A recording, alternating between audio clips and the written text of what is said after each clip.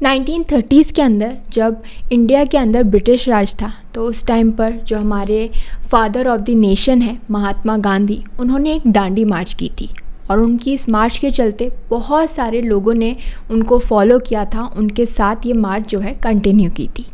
अब ये जो मार्च है वो क्यों कर रहे थे? He was doing this against the salt tax. तो जो ब्रिटिशर्स थे उन्होंने काफ़ी हैवी टैक्स जो है वो इम्पोज किया था ऑन द सॉल्ट, जिसकी वजह से बहुत सारे लोग जो है वो सॉल्ट को अफोर्ड नहीं कर पा रहे थे, जो कि एक स्टेपल फूड आइटम है फॉर इंडियंस। और जब गांधी जी डांडी पहुँचे और वहाँ जाके सॉल्ट बनाया तो उस टाइम पर गांधी जी और उनके फॉलोअर्स को ब्रिटिश अथॉरिटीज़ ने अरेस्ट कर लिया। अब इस अरेस्ट की वजह से काफ़ी प्रोटेस्ट देखने को मिला, सिविल डिसोबीडियंस मूवमेंट देखने को मिला और इस पूरे मूवमेंट ने इंडिया का जो इंडिपेंडेंस मूवमेंट था उसे स्ट्रेंथन कर लिया।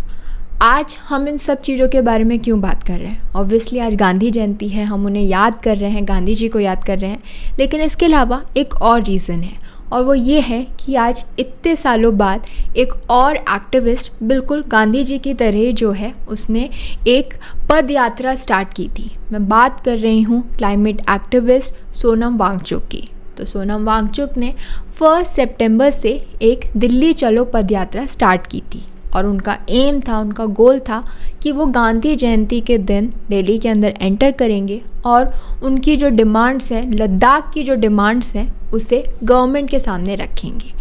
लेकिन वो इससे पहले दिल्ली के अंदर एंटर कर पाते, उन्हें डिटेन कर लिया गया। अब सबसे पहले हमें ये समझना होगा कि उनकी आखिर ऐसी क्या डिमांड्स हैं जो गवर्नमेंट नहीं सुन रही है, सुनती है, वादा करती है, बट उस पर कोई काम नहीं करती। तो उनकी जो सबसे पहली डिमांड है वो ये है कि लद्दाख को 6 शेड्यूल के अंदर शामिल किया जाए।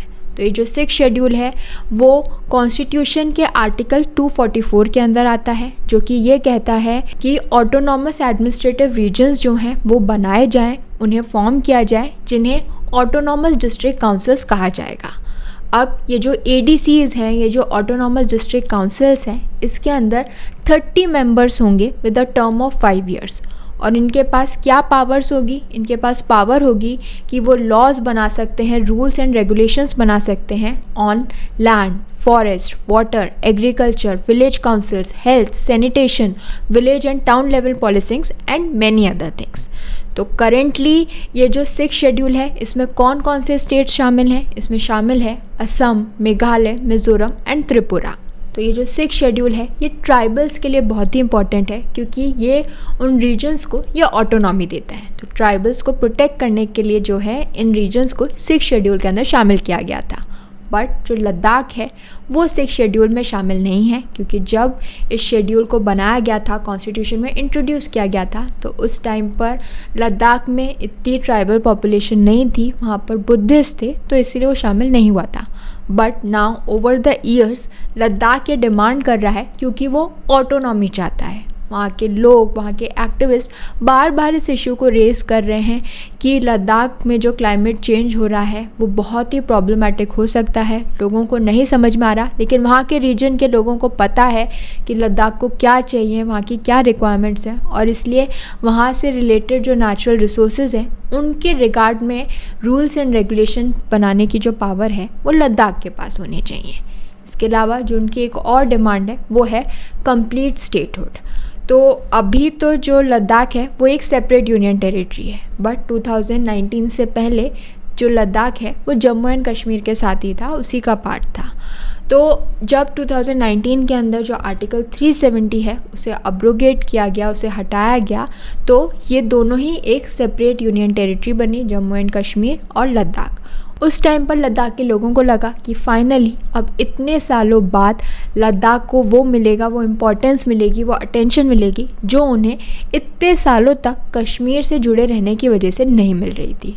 बट दे वर डिसहार्टेंड, क्योंकि ऐसा कुछ नहीं हुआ। और अब इसीलिए वो चाहते हैं कि उन्हें ऑटोनॉमी मिले, उन्हें पावर में आए वो, ताकि वो अपने स्टेट के लिए डिसीजंस ले सकें, क्योंकि वो अपने स्टेट को बाकी लोगों से ज़्यादा जानते हैं। और इन्हीं सब डिमांड्स को लेकर जो सोनम वांगचुक हैं, उन्होंने ये दिल्ली चलो पदयात्रा जो है स्टार्ट की, क्योंकि पहले भी उन्होंने डिमांड्स जो है सामने रखी थी गवर्नमेंट की। गवर्नमेंट ने वादा भी किया था कि हाँ हम कुछ करेंगे, इस पे कुछ काम करेंगे, बट अभी तक ऐसा कुछ भी नहीं हुआ। और इसी वजह से ये जो पूरी यात्रा है वो स्टार्ट की गई। एंड यात्रा इज़ गुड, फाइन, हम सबके पास ये राइट है, ये हमारा फंडामेंटल राइट है कि हम मार्च करें, राइट टू प्रोटेस्ट करें।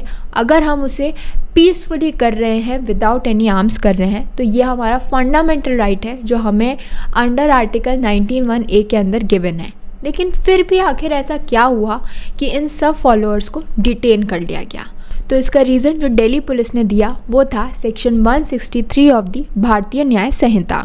तो ये जो सेक्शन 163 है ऑफ द भारतीय न्याय संहिता, ये सेम सेक्शन है which is section 144 of IPC, जो कि बात करता है कर्फ्यू की। तो जो दिल्ली पुलिस है उसका कहना था कि दिल्ली के अंदर इस समय कर्फ्यू इम्पोज्ड है, यानी 5 या 5 से ज़्यादा लोग एक टाइम पर एक साथ गैदर नहीं हो सकते। और ये जो कर्फ्यू है ये इम्पोज इसलिए किया गया था क्योंकि वहाँ की अथॉरिटीज़ को ऐसा लग रहा है, गवर्नमेंट को ऐसा लग रहा है कि ये ज़रूरी है because of the upcoming MCD standing committee elections, जो जम्मू एंड कश्मीर और हरियाणा में असेंबली इलेक्शंस होने वाले हैं उसकी वजह से, और गांधी जयंती पर जो एक्सपेक्टेड VVIP मूवमेंट होता है, इन सभी रीजंस की वजह से दिल्ली के अंदर ये कर्फ्यू इम्पोज किया गया।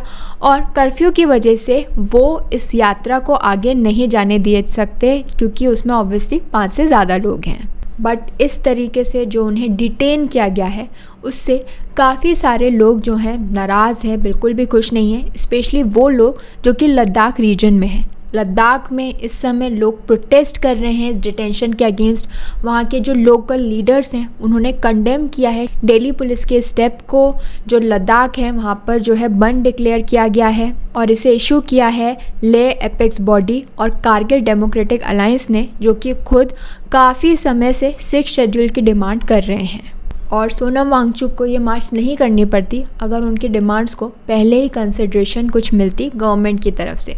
बट क्योंकि उन्हें लगा कि शायद गवर्नमेंट उनसे फेक वादे कर रही है या इन वादों का कोई पॉइंट नहीं है, इसीलिए उन्हें लगा कि वो ये यात्रा करेंगे ताकि गवर्नमेंट उनसे आमने सामने बैठ के बात करें, उनके इश्यूज़ को, उनकी प्रॉब्लम को समझे। और इसी वजह से ये यात्रा स्टार्ट हुई थी। बट अब सोनम वांगचुक और उनके फॉलोअर्स के डिटेंशन की वजह से ये पूरा जो मैटर है वो पॉलिटिसाइज हो गया है, क्योंकि जो ऑपोजिशन है, जो लीडर ऑफ ऑपोजिशन है राहुल गांधी, उन्होंने इस पूरे डिटेंशन को कंडेम किया है। उनका कहना है कि ये अनएक्सेप्टेबल है और हमें लद्दाख को सुनना चाहिए, उनकी वॉइस को सुनना चाहिए। इसके अलावा दिल्ली के जो फॉर्मर चीफ मिनिस्टर हैं अरविंद केजरीवाल, उन्होंने भी अपना डिसअप्रूवल एक्सप्रेस किया है और ये कहा है कि ये बिल्कुल गलत है, कम्प्लीटली रॉन्ग है। सो आपका इस बारे में क्या सोचना है? क्या ये जो मार्च है जिसके चलते ये डिटेंशन हुआ है सोनम वांगचुक का, ये करेक्ट है? इसे पॉलिटिक्स की वजह से जो है किया गया है, ये कर्फ्यू भी इसी के लिए इम्पोज किया गया है, या ये सब कुछ जो है पार्ट है इन इलेक्शंस का जो होने वाले हैं? क्या सच में दिल्ली में ऐसी सिचुएशन है कि कर्फ्यू की ज़रूरत है? तो आपका क्या सोचना है, आपका क्या व्यू पॉइंट है, मेरे साथ आप कमेंट बॉक्स में शेयर कर सकते हैं। और लद्दाख की डिमांड्स के बारे में अगर आप डिटेल में समझना चाहते हैं तो आप मेरे प्रीवियस वीडियोस देख सकते हैं, जिनका लिंक मैंने नीचे डिस्क्रिप्शन में आपके साथ शेयर किया है। सो आपको अगर मेरा वीडियो अच्छा लगा हो तो प्लीज़ इस चैनल को लाइक, शेयर एंड सब्सक्राइब करें। Thank you.